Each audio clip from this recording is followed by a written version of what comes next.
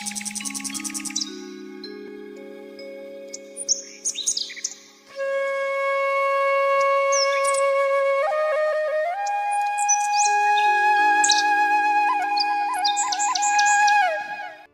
श्री राम मित्रों, एक बहुत सुंदर कथा है और इस कथा के माध्यम से हमें बताया गया है कि भगवान किस तरह से हमारी मदद करता है और हमें भगवान की भेजी हुई मदद को कभी ठुकराना नहीं चाहिए।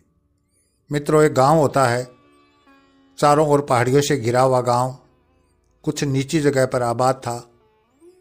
एक साल बरसात की ऋतु में मूसलाधार बारिश हुई।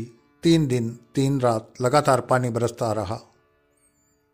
गांव पानी से घिर गया। बाढ़ नियंत्रण विभाग की गाड़ी आई। अनाउंसमेंट हुआ गांव में कि शीघ्रता से इस गांव को खाली कर दो, यह गांव डूबने वाला है।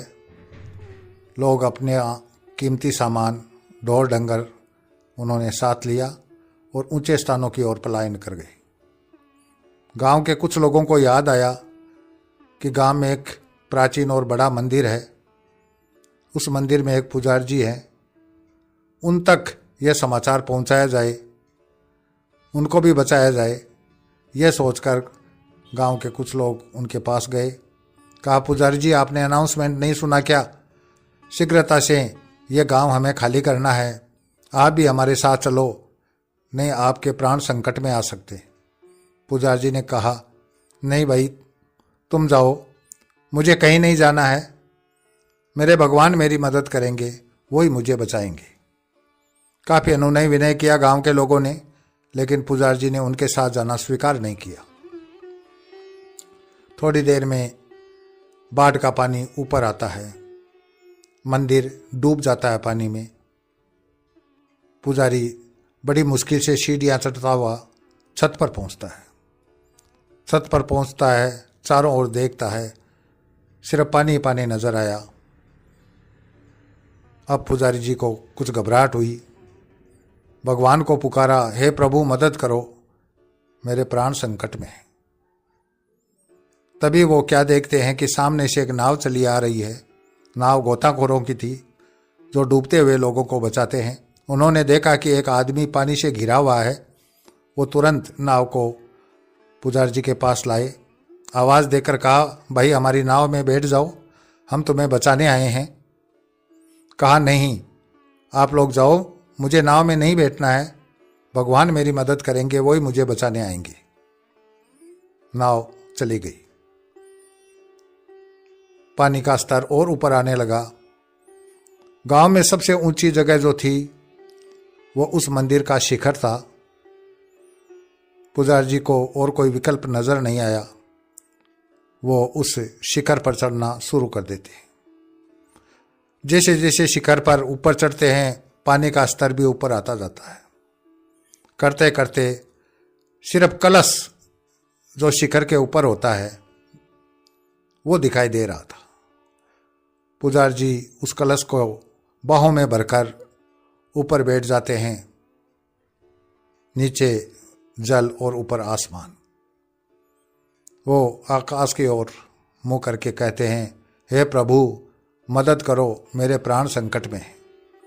तभी वो देखते हैं कि उनके सर के ऊपर एक हेलीकॉप्टर मंडरा रहा है। हेलीकॉप्टर के पायलट ने देखा कि एक आदमी डूब रहा है, तो उसने थोड़ा नीचे ला करके हेलीकॉप्टर को एक सीढ़ी लटकाई। रस्सी से बनी हुई सीढ़ी थी जिसमें लकड़ी के डंडे लगे हुए थे। उसने सीढ़ी को हिलाया पुजारी जी के सर पे लाकर और इशारा किया कि इस सीढ़ी को पकड़कर ऊपर आ जाओ, हम तुम्हें बचाने आए हैं।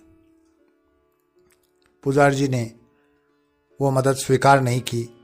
कहा, भाई इशारे से कह दिया कि तुम जाओ, मुझे सीढ़ी से हेलीकॉप्टर में नहीं बैठना है। हेलीकॉप्टर चला गया। पानी और ऊपर आया। अब सब कुछ डूब चुका था। वो पुजारी जी भी पानी में डूब गए। उनकी मृत्यु हो गई। मृत्यु होने के बाद उनकी आत्मा को भगवान के पास ले जाया गया। जन्म भर पूजा पाठ धर्म कर्म किया था, इसलिए भगवान के पास आत्मा गई।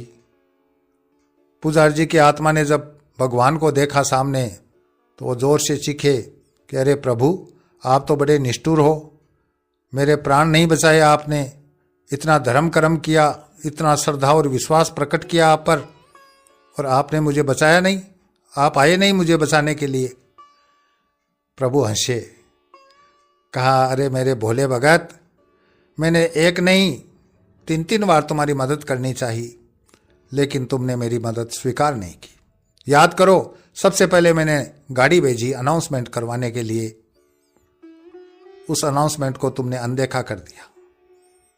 फिर मैंने एक नाव भेजी तुम्हारे प्राण बचाने के लिए, उसको भी तुमने स्वीकार नहीं किया। और अंत में मैंने हेलीकॉप्टर भेजा, लेकिन वो मदद भी तुमने स्वीकार नहीं की। तो परिणाम सामने है।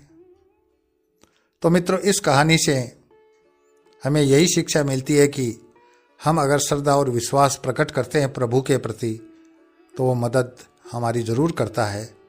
वो किस रूप में मदद करता है, वो देखने वाली बात है। इसी के साथ मैं अपनी वाणी को विराम देता हूँ। अगले वीडियो में फिर मिलेंगे, तब तक के लिए जय श्री राम।